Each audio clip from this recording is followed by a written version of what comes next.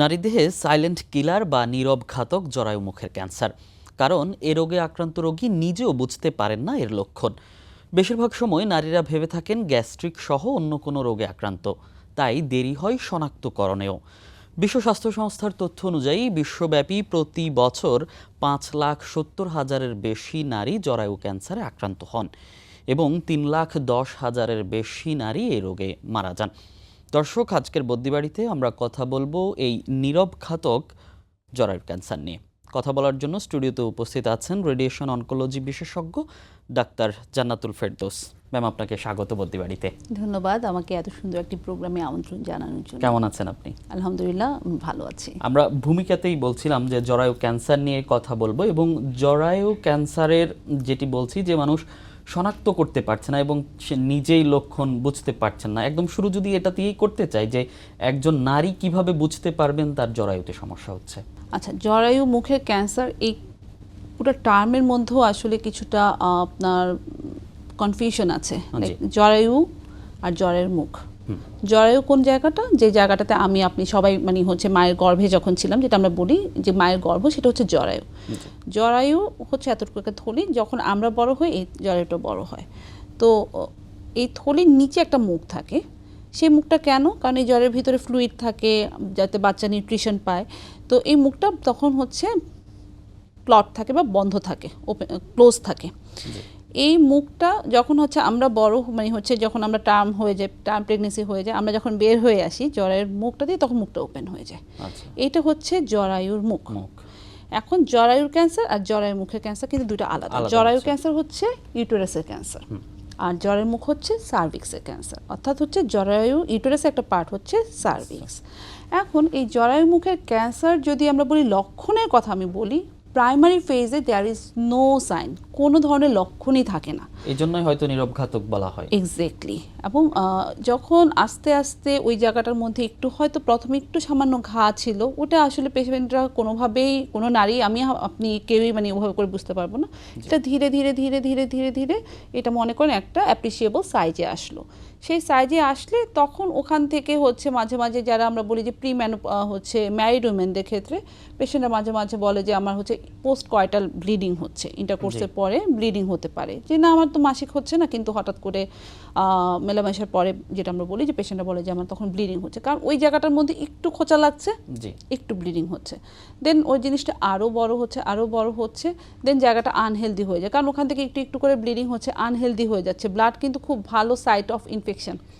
হ্যাঁ, তখন ওই জায়গাটার মধ্যে একটু ইনফেকশন হয়। পেশেন্ট বলে যে ম্যাডাম, আমার হচ্ছে সাদা স্রাব অতিরিক্ত যাচ্ছে এবং মাঝে মাঝে সেটা গন্ধযুক্ত যাচ্ছে। আচ্ছা, হ্যাঁ, দেন ওটা কন্টিনিউয়াস। এভাবে করেই ম্যারিড ওমেনদের ক্ষেত্রে বা প্রি ম্যানোপোজ, যাদের ম্যানোপোজ এখনও হয় নাই, তাদের ক্ষেত্রে এই ধরনের। আর পোস্ট ম্যানোপোজাল, অর্থাৎ হচ্ছে যাদের মাসিক পার্মানেন্টলি বন্ধ হয়ে গেছে, তাদের ক্ষেত্রে দেখা যাচ্ছে যে হঠাৎ করে ব্লিডিং হচ্ছে। যে আল্লাহ, আমার তো কোনো মাসিক তো অনেক বছর আগে বন্ধ হয়ে গেছে, হঠাৎ করে ব্লিডিং হচ্ছে কেন? হঠাৎ করে স্রাব এত বেশি বের যাচ্ছে কেন? তো এই যখন পেশেন্ট স্রাব নিয়ে অলরেডি আমাদের কাছে আসে, তখনই অলরেডি পেশেন্টের স্টেজ কিন্তু স্টেজ 2 or above হয়ে যায়। তাহলে পেশেন্ট কি করবে? পেশেন্টে স্ক্রিনিং করতে হবে। আমি যদি আর্লি ফেজে ডিটেক্ট করতে চাই, স্ক্রিনিংয়ের কোনো বিকল্প নেই। স্ক্রিনিংটা আসলে কিভাবে করবেন এবং কোথায় করবেন? এক্স্যাক্টলি, স্ক্রিনিং আমি টার্মটা সবসময় বলি যে স্ক্রিনিং ওয়ার্ডটা শুনতে খুব কঠিন মনে হলো। আসলে স্ক্রিনিং বলতে আমরা এমন কিছু পরীক্ষা বুঝাই যেগুলো খুব সহজলভ্য, খুব কম খরচে করা যায়। এবং এই ধরনের পরীক্ষাগুলোকেই সাধারণত এই পরীক্ষাগুলো দিয়ে সাধারণত স্ক্রিনিং করা হয়। আমাদের দেশে স্ক্রিনিংয়ের জন্য একটা খুব সহজলভ্য পদ্ধতি হচ্ছে ভায়া টেস্ট। এটা একদম গ্রামে, উপজেলা শহরে যে স্বাস্থ্যসেবা কেন্দ্রগুলো আছে সেখানে ওরা করে। যদিও ভায়া কিন্তু একটা স্ট্যান্ডার্ড বা ইন্টারন্যাশনাল স্ক্রিনিং পদ্ধতি না। তারপর আমাদের মতো থার্ড ওয়ার্ল্ড কান্ট্রিতে ভায়া নামক একটা প্রসিডিউর করে প্রথমে একটা লক্ষণ পাওয়া যায়, সাইন পেতে পারি যে ইট মে বি অ্যাবনর্মাল। হ্যাঁ, এই ভায়া টেস্টে যদি পজিটিভ আসে, তখন আমরা যেটা করি প্যাপসমিয়ার নামক একটা টেস্ট করি। এই প্যাপসমিয়ার কি? ওই জাস্ট এটাও কঠিন শুনতে হলেও কিছুই না, জাস্ট মুখের থেকে আমরা যেমন কটন বাড দিয়ে আমরা যেমন কান পরিষ্কার করছি, এরকম একটা সোয়াব আর কি। এইটা দিয়ে আমরা ওখান থেকে একটু সোয়াব নিয়ে দেখি যে ওখানে কোনো ক্যান্সারের সেল আছে কিনা। তাতে যদি কোনো সন্দেহজনক কিছু থাকে, তারপর আমরা একটু কলপোস্কোপি করে ওখান থেকে বায়োপসি নিই। এই যে আমার স্ক্রিনিং হচ্ছে কিন্তু ভায়া ফলোড বাই প্যাপসমিয়ার, কখন থেকে করব? 30 বছর বয়স থেকে। আচ্ছা 30 বছর বয়স থেকে আমি একবার করলাম, করার পরে নেগেটিভ আসলো, তাহলে আবার কখন করব? আবার 3 বছর পরে করব। আচ্ছা এভাবে করতে করতে আমার 40 বছর হয়ে গেল। 40 বছর হয়ে যাওয়ার পরে আইদার আমি প্যাপসমিয়ার টেস্টটা প্রতি 3 বছর অন্তর অন্তর করতে পারি, যদি আমার নেগেটিভ আসে আবার 3 বছর, আবার নেগেটিভ আসলো আবার 3 বছর পর পর। অথবা আরেকটা টেস্ট, এখন একটা মডার্ন টেস্ট এসেছে, যেটা হচ্ছে human papilloma virus DNA test. যে ভাইরাসটি আসলে যে জরায়ুর ভাইরাস ক্যান্সার, দিয়ে আমার সমস্যা হচ্ছে তার ডিএনএটাকে আছে কিনা। জি এই প্যাপসমিয়ার প্লাস এইচপিভি ডিএনএ টেস্টটা যদি আমি একসাথে করি, তাহলে একবার যদি আমার নেগেটিভ হয়, আমার 5 বছরের জন্য নিশ্চিত। আচ্ছা 5 বছর আমার আর চিন্তা করতে হবে না, 5 বছর পরে আমি আরেকবার করব। আচ্ছা সো 30 থেকে 40 পর্যন্ত এভরি 3 ইয়ারলি প্যাপসমিয়ার, এবং 40 পরে Pap smear plus human papilloma virus DNA test আমি প্রতি 5 বছর একবার করব।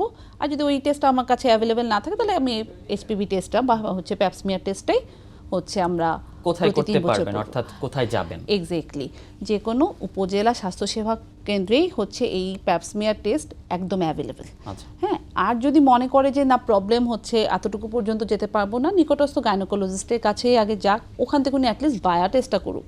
এটা এমন কোনো টেস্ট না, যে কোনো স্বাস্থ্যকর্মী এই বায়া টেস্টটা করতে পারে। আচ্ছা বায়া টেস্ট করার পরে যদি কোনো ধরনের প্রবলেম দেখে, তাহলে ওনারাই বলে দিবে যে ফার্দার কোথায় যেতে হবে, মানে এটা রেফারেল সিস্টেমের মাধ্যমে। আচ্ছা ম্যাম, আমরা কিছু রোগীদের সাথেও কথা বলেছি, তারা আসলে আমাদেরকে যেটি জানিয়েছেন, এবং আমরা একদম শুরু থেকে যেটা বলছিলাম যে অনেকেই বুঝতে পারেন না, তেমনই কিছু অভিজ্ঞতা আসলে আমাদের হয়েছে রোগীদের সাথে কথা বলে।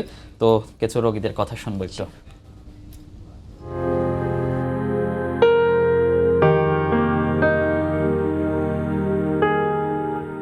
আমার মনে হইতো যে কোনো কারণে আছে আমার এই জ্বরের কোনো সমস্যার থেকে মনোরঞ্জিতা ফার্নিচারের দোকানে গিয়ে কইছি যে আমার কোনো সমস্যা হয়েছে আছে, না হইলে আমার এই রকমের ওকিল লিখা এটা এই মানে ওষুধ দিছে, ওষুধ খাইছি, খালি বাড়ছে কোনো কমছে না। না কামার পরে যে 5 বছর হয়েছে, 5 বছরের পরে মানে এটা ব্যথা করে, জ্বরে অনেক সমস্যা লাগে, খাইতে পারি না, শরীরে জ্বর থাকে। না ফেরা যারা ভাইয়ের কাছে কইছি যে ভাই আমার তো এই ঘটনা, যারা আমার ভাইয়ে পরে যারা আর লোকের লগে কইছে, যে এই মেডিকেলের নাম কইছে, পরে আমরা এই শনিবার দিন এই মেডিকেল আইছি।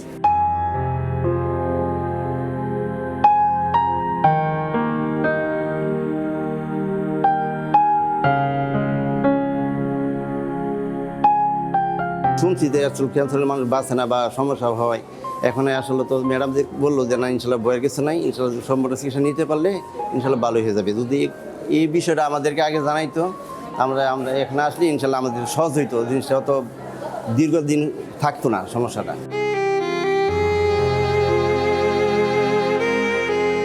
এই যারা রাস্তাটা ব্লাড চাইতো অল্প অল্প আর কি, আর পানি ভাঙতো।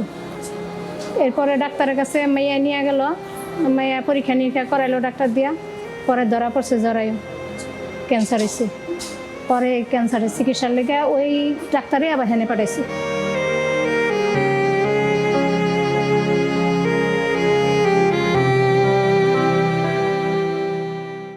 যেটা দেখছিলাম একদম প্রথম রোগী দিয়ে যদি শুরু করতে চাই, 5 বছর পর আসলে শনাক্ত হয়েছে তার জরায়ু ক্যান্সার, এবং এই 5 বছর কিন্তু তিনি বিভিন্নভাবে ভুগেছেন, বুঝতে পারেননি। এবং আরেকটা কথা তিনি বলেছেন যে এরকম কিছু মনে হলে ফার্মেসিতে যেত, ফার্মেসি থেকে ওষুধ দিত। এই যে কিছু হলে ফার্মেসিতে গিয়ে সেখান থেকে ওষুধ নিয়ে এসে কতটুকু আসলে নিজেকে আরও ঝুঁকিতে ফেলেছেন?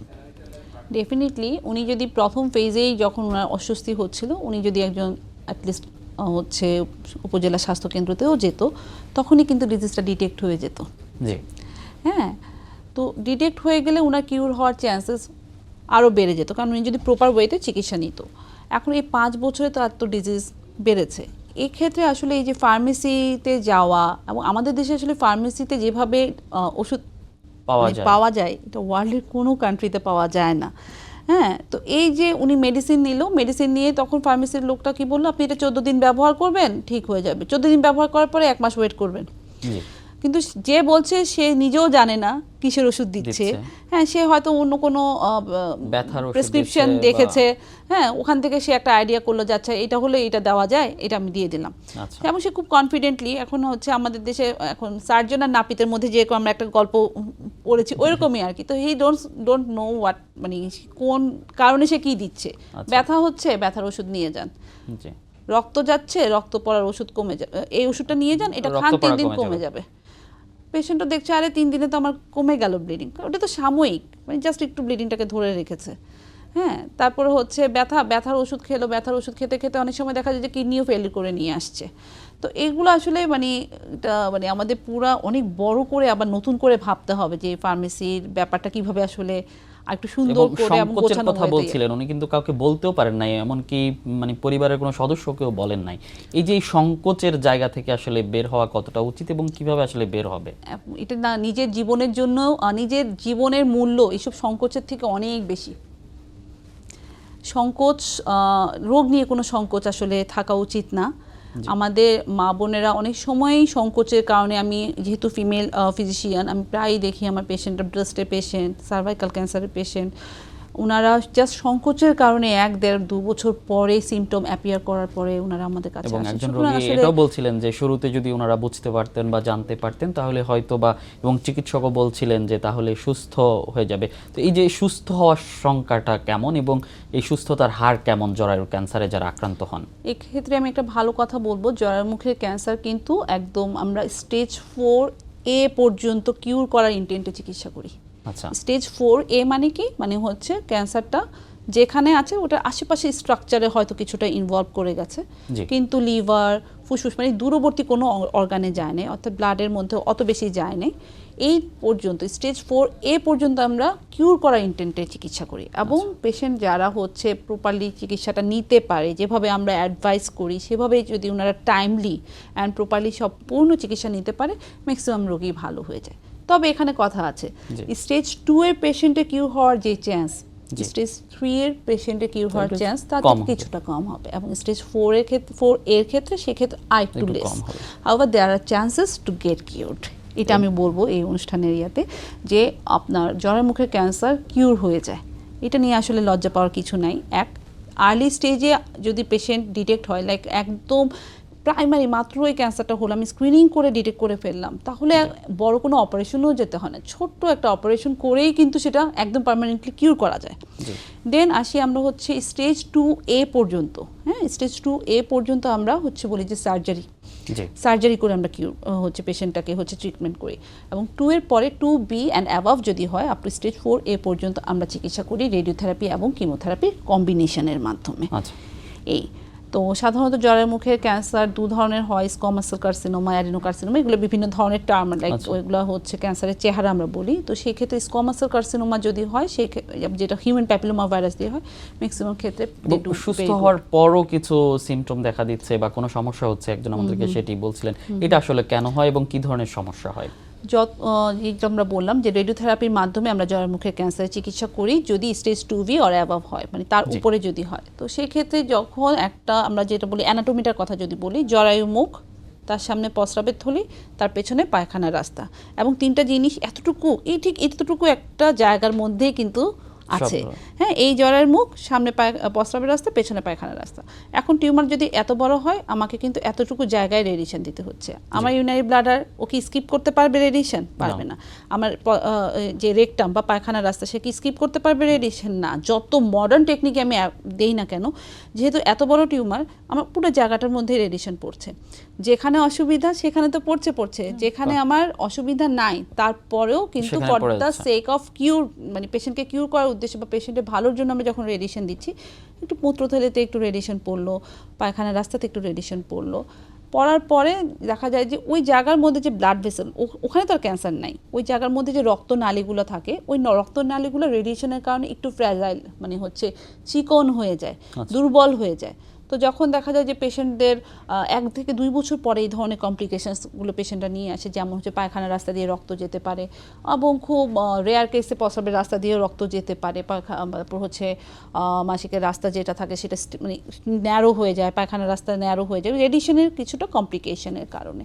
তো হাউএভার ইট ইজ ম্যানেজেবল। আমরা পেশেন্টদেরকে লাইফস্টাইল মডিফিকেশন করি, আমরা পেশেন্টদেরকে আশ্বস্ত করি, এবং কিছু অ্যাডিশনাল চিকিৎসা থাকে যেগুলো দিলে পেশেন্ট দীর্ঘদিন ভালো থাকে। খুব বেশি আতঙ্কিত হওয়ার মতো না, একদমই না। এইখানে আমরা পেশেন্টদেরকে বলি যে আপনারা পায়খানার সাথে রক্ত কখন যায়, পেশেন্ট যখন কনস্টিপেশন হয়, হার্ড স্টুল পাস করে যেতে, পাইলসে যেরকম প্রবলেম হয় ঠিক তেমনি হার্ড স্টুল যখন উপর থেকে পাস করছে তখন রক্তনালীর উপর প্রেশার পড়ছে, একটু হচ্ছে স্টুলের সাথে গড়ায় গড়ায় ব্লাড যেতে পারে। এবং আমাদের অধিকাংশ যে জরায়ুর ক্যান্সার নিয়ে দেশের বাইরে যেত আমরা দেখছি বা যাতে হচ্ছে এটা আসলে কেন এবং কোনো দরকার আছে কি না, আসলে আমাদের দেশে কি আধুনিক চিকিৎসা হচ্ছে না বা চিকিৎসার সংকট আছে কিনা যার কারণে বাইরে যেতে হচ্ছে, আপনার কি মনে হয়? এক নম্বর প্রশ্নটা ছিল হচ্ছে বাইরে যাওয়ার প্রয়োজন আছে কিনা। আমি বলবো যে একদমই দরকার নেই। বাংলাদেশেই এখন একদম মডার্ন সব ধরনের রেডিয়েশনের ফ্যাসিলিটি আছে। ইফ পেশেন্ট ক্যান অ্যাফোর্ড, আমাদের একদম হাইস্ট টেকনোলজি যেটা সমস্ত ওয়ার্ল্ডে যেগুলো ব্যবহার করা হচ্ছে সেগুলো আমাদের দেশে আছে, সুতরাং বাইরে যাওয়ার দরকার নেই। 2 নাম্বার হচ্ছে আপনার বাইরে কেন যাচ্ছে, এটা একটা হচ্ছে আমি বলবো ম্যাক্সিমাম ক্ষেত্রে, জানি না এখানে বলাটা কতটুকু ইয়ে হবে, যারা গরিব তারা কিন্তু যাওয়ার অত জায়গা নেই, সুতরাং ওরা ওই ড্রিমে যাচ্ছে না। কিন্তু ম্যাক্সিমাম ক্ষেত্রে মিডল ক্লাস ফ্যামিলিতে যারা বিলং করে ওনাদের ক্ষেত্রে হয় কি, ক্যান্সার হয়েছে তখন পেশেন্ট যদি বাইরে যেতে নাও চায়, পেশেন্টের পারিপার্শ্বিকতা, জি, ওরা হচ্ছে পেশেন্ট পার্টিকে এবং পেশেন্টের মানে একদম নিকটজন এবং পেশেন্টকে একদম মানে না দেশে কোনো চিকিৎসা হচ্ছে না, দেশের বাইরে যাও, ও ওখানে ভুল চিকিৎসা হয়েছে, এটা সেটা এই ধরনের একটা ইয়া থাকে। এবং অনেক সময় এটা পেশেন্টের প্রেস্টিজের কারণ হয়ে যায়, আমি দেশের বাইরে যাইনি। আচ্ছা, হ্যাঁ, তো এটা একটা মানে আমি যেটা বললাম যে দেশের বাইরে যাওয়ারই দরকার নাই, কারণ এটা দেশেই চিকিৎসা আছে। এখন আসি অনেক সময় যায় কেন, যেমন হচ্ছে আমাদের দেশে রেডিওথেরাপির মেশিনের সংখ্যা আমাদের পেশেন্টের তুলনায় খুবই অপ্রতুল। তো দেখা যাচ্ছে যে আমার যে পেশেন্টটা আজকে আসছে, আমি তো চেষ্টা করবো যে তাকে যত দ্রুত সম্ভব চিকিৎসা দিতে, কিন্তু আমি সিস্টেমের কারণে অনেক সময় পারছি না। আমার পেশেন্ট, আমি মেশিনে রেডিওথেরাপি দিতে পারবো, একটা মেশিনে একটা লিমিটেশন আছে। আমার যখন যে কোনো ইনস্ট্রুমেন্টই আমরা যখন ব্যবহার করি ওটাকে কিছুটা রেস্ট দিতে হয়, ঠিক তেমনি রেডিওথেরাপির মেশিনেও রেস্ট দিতে হয়। ওই দিনে এতটা বেশি পেশেন্ট ট্রিট করতে পারবে না, মানে আমরা যখন রেডিয়েশন মেশিন ইউজ করছি। তো সেই লিমিটেশন যেখানে হচ্ছে আমার ধরেন 100টা মেশিন থাকা দরকার, সেখানে বাংলাদেশে মাত্র 15 থেকে 16টা মেশিন আছে। তার মধ্যে কয়টা যে মানে নষ্ট সেটাও আসলে হিসাব নাই। তো যার কারণে দেখা যাচ্ছে যে পেশেন্টের প্রেশার বেশি। পেশেন্টকে হয়তো অনেক জায়গায় দেখা যাচ্ছে যে যেমন গভর্নমেন্ট হসপিটালে 6 মাসেও পাচ্ছে না, প্রাইভেট হসপিটালে depending upon the cost of the treatment, সেক্ষেত্রে কারো হচ্ছে 1 উইক, কারো 2 উইক, কারো 3 উইকস পর্যন্ত ওয়েট করতে হচ্ছে। তো তখন যারা অ্যাফোর্ড করতে পারছে তারা হয়তো ভাবছে যে আমি দেরি করছি কেন, এটা একটা রিজন হতে পারে, এটা একটা রিজন হতে পারে। তো যারা অ্যাফোর্ডেবিলিটি আছে সে ভাবছে যে আমি যত দ্রুত সম্ভব। অর্থাৎ আমাদের দেশেই অত্যাধুনিক চিকিৎসা হচ্ছে। এক্স্যাক্টলি, একদম। এবং এখন যদি একটু টিকা নিয়ে বলতে চাই, আমরা টিকার কথা শুনছি, যেহেতু একটা নির্দিষ্ট ভাইরাস আক্রান্ত হচ্ছে, সেক্ষেত্রে আসলে টিকা আসলে কখন নিতে এবং টিকা কতটুকু পাওয়া যায়?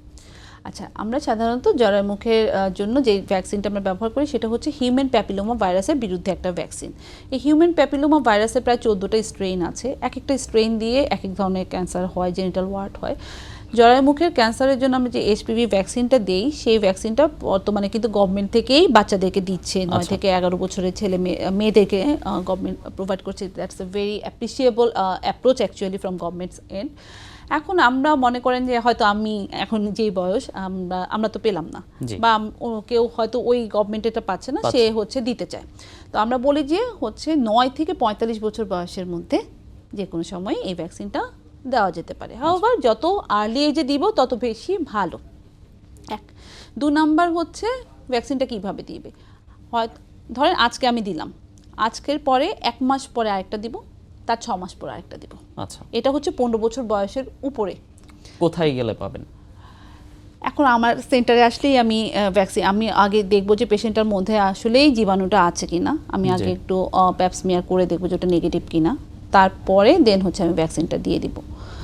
এবং এটার কস্ট বেসিক্যালি হচ্ছে ডিপেন্ড করে, যেমন বললাম আপনাকে প্রথমে যে হিউম্যান প্যাপিলোমা ভাইরাসের অনেকগুলো স্ট্রেন আছে, যেমন কোভিড-16 কেন বলি, 16 একটা স্ট্রেন, করোনার সময় আমরা যেহেতু বললাম কোভিডের অনেকগুলো স্ট্রেন আছে, তার মধ্যে আবার ওই যে মাঝখানে ডেল্টা আসলো, তো ডেল্টা একটা স্ট্রেন।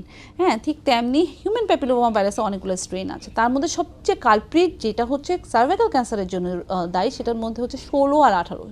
আচ্ছা, স্ট্রেন 16 and 18, এটাকে আমরা এই দুটার বিরুদ্ধে একটা ভ্যাকসিন আছে, এটাকে হচ্ছে আমরা বাইভ্যালেন্ট বলি, অর্থাৎ 2টা স্ট্রেনের বিরুদ্ধে। এটা আমরা দিতে পারি, এটার দাম 2 থেকে 2,500 টাকা। হ্যাঁ, আরেকটা যেটা হচ্ছে গার্ডাসিল নামে আরেকটা আছে, এটা আগে অ্যাভেলেবল ছিল না, বা কেউ যদি চায় সেটাও দিতে পারে। সেটা হচ্ছে এই 2টা স্ট্রেনের বাইরেও আরও কিছু স্ট্রেনকে কাভার করে।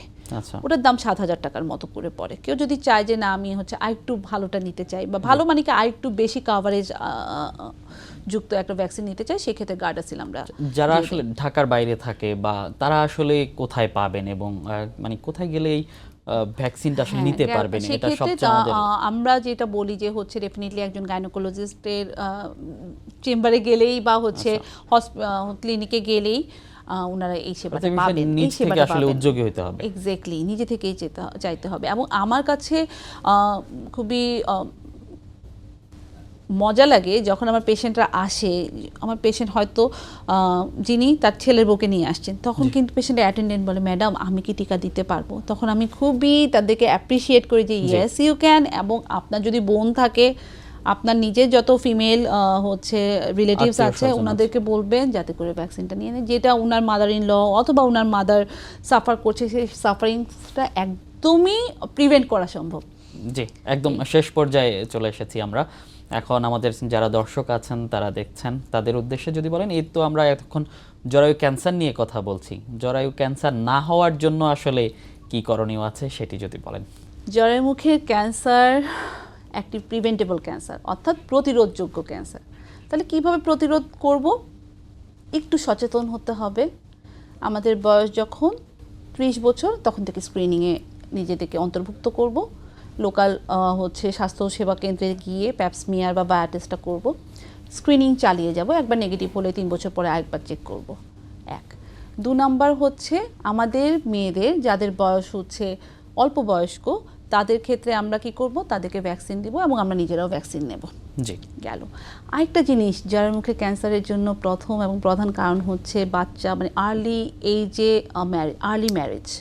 কারণ ওই আর্লি ম্যারেজে মেয়েদের জরায়ুর মুখটা খুবই ফ্র্যাজাইল থাকে, এবং যার কারণে ওই সময় ভ্যাকসিন মানে ওই ভাইরাসটা যখন ইনফেক্ট করে তখন কিন্তু ক্যান্সার হওয়ার চান্স অনেক বেশি থাকে। এ কারণে আমরা বলি যে যেসব পেশেন্টদের যেসব মেয়েদের হচ্ছে আর্লি ম্যারেজ হয় তাদের ক্ষেত্রে কিন্তু জরায়ুমুখে ক্যান্সার হওয়ার রেট অনেক অনেক অনেক বেশি।